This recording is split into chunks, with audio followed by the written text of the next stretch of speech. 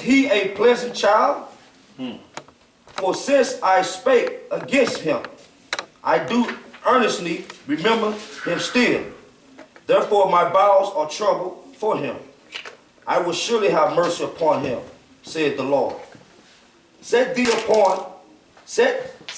up waymarks, make thee high heaps. Set thy heart towards the highway, even the way which thou wouldest turn again, O virgin of Israel. Turn again to these thy cities. How long wilt thou go about, O thou backsliding daughter?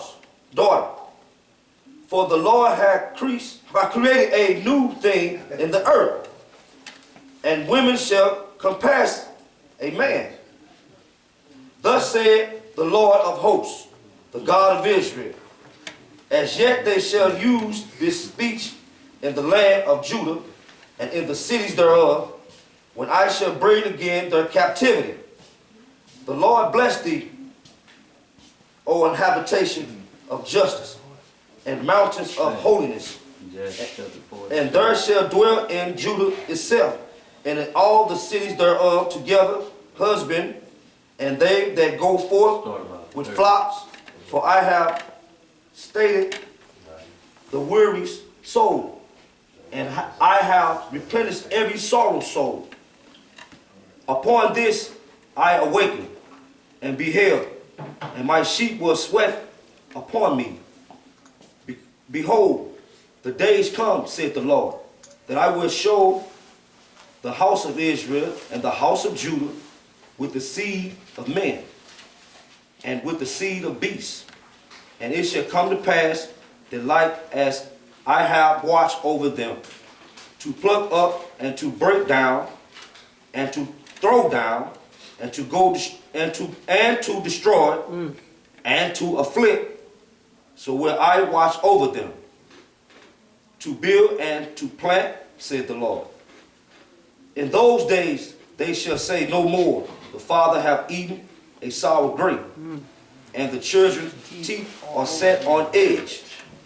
But everyone shall die for his own iniquity. Every man that eateth the sour grape, his teeth shall be set on edge.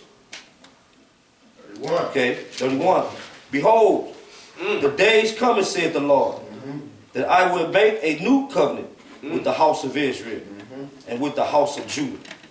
Not according to the covenant that I made with their fathers in the day that I took them by the hand and bring them out of the land of Egypt, which my covenant they break. Which my covenant they break.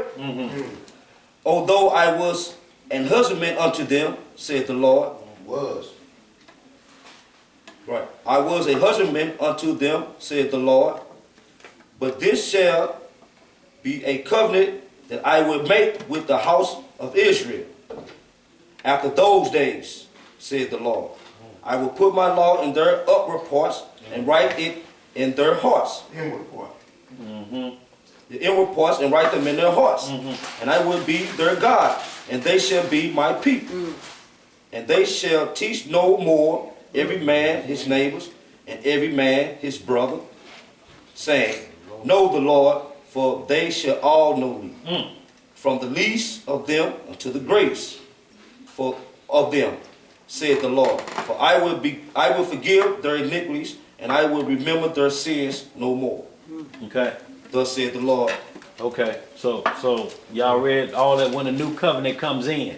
Now what this is talking about, when the new covenant come in, I'm just asking y'all because you said keep reading. When the new covenant come in, so did this come in after we came out of Babylon? Because that was a gathering. This actually is talking about future tense. Oh, okay. So hold on. So let's get it straight. So Deuteronomy 28, which was before this, that could be included when we were taken away in ships, because that was about future going into Egypt, right? Going back into Egypt, right? Yeah, Deuteronomy 28. Okay, so if you look at that as a future prophecy, you calling America Egypt. Was you calling that Babylon Egypt? No, the Babylon that's in what we call modern day in Africa. That's a different Babylon according to. So Deuteronomy 28 was talking about a future Babylon and a future Egypt. Yeah, Deuteronomy 28. Yeah. So yeah. now we're back to the question we're glad you're at. These are dual prophecy scriptures, then you would agree. Yeah. Even Deuteronomy 28, given by the earth chief prophet at that time. I mean, I'm just asking you some questions. It's either yay or nay. Either he's speaking of because we use Deuteronomy 28 talking about us, right? Yeah, I mean that's a prophecy. Right. So what we just read by here, I'll pull them from the north country and all the coast and bring them out of the land of Egypt. Verse 32 has leapfrogged us into our generation. This is what I'm asking you. Verse 32 has started off 31, 32. So we have leapfrogged up to the last days. As reading is started off in a singular issue that you said it couldn't be this because this was talking about the Babylonian captivity, but when we right here, it has leapfrogged us and is going into another gathering. Yeah, the new covenant. Okay, so it's a dual prophecy. So if it's talking about his sons, which it just mentioned Ephraim was his son in here. It just mentioned Jacob was his firstborn son. And when we look at Matthew 2, we know Christ is his son. Is this a trifold prophecy for the sons of the Most High? Deeper spiritual understanding. See, hold on. This is what I want to Jeremiah 31 is talking about Rachel weeping. What Rachel are we talking about? You're talking about Rachel in the Bible.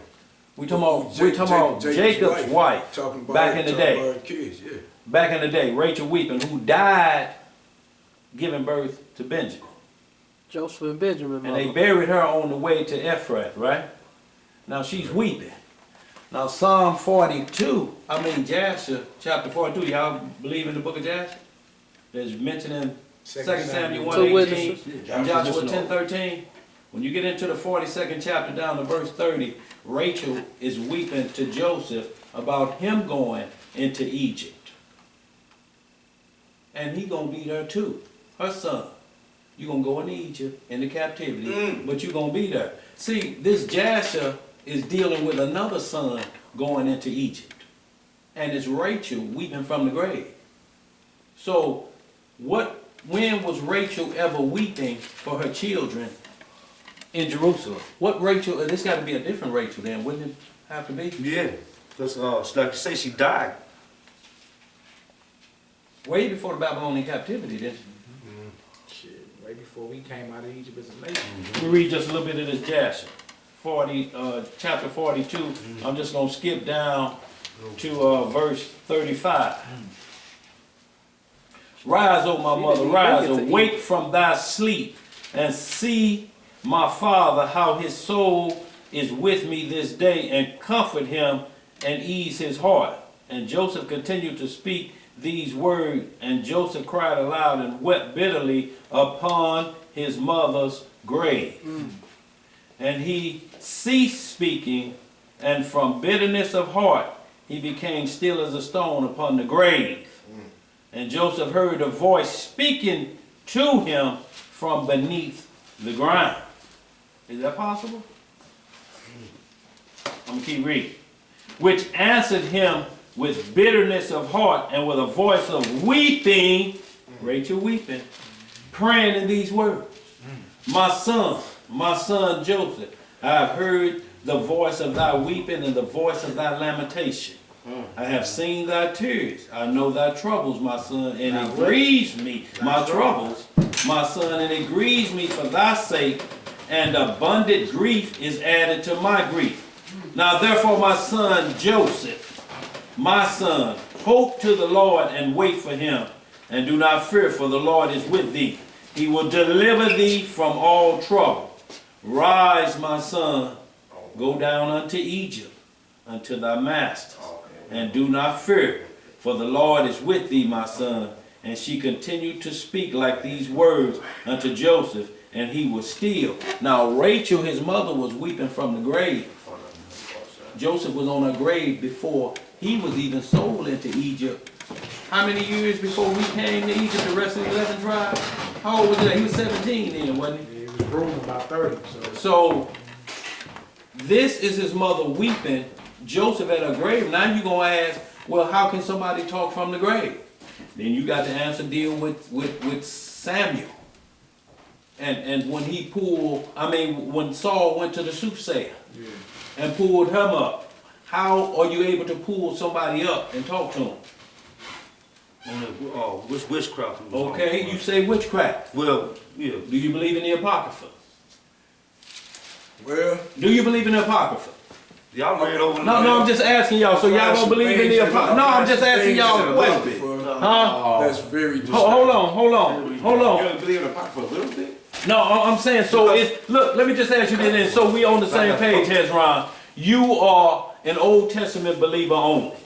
No other books added, even though it mentions the book of Jasher. Now, I'm just asking y'all. So see, Hezron, we can't move forward until we get an understanding with you on what you... No, I'm not talking about reason. I'm trying to answer this Rachel thing, man. Like if it's Rachel weeping for her children from the grave, it says that in the book of Jasher, and it was for his troubles, things that he was going through. Children getting slaughtered in Matthew 2 is the same exact thing. It's trouble. I understand that. So the whole Rachel weeping for her children is saying It's what? the same thing, so we saying She was weeping from the grave in the book of Jasher for Joseph's troubles. We read that in Matthew 2, Rachel weeping for her children. Why? Because they was looking for the Messiah and they killed everybody to and under. Those are troubles. Let me get to Samuel. See what I'm saying? So if Rachel can weep for Joseph from the grave and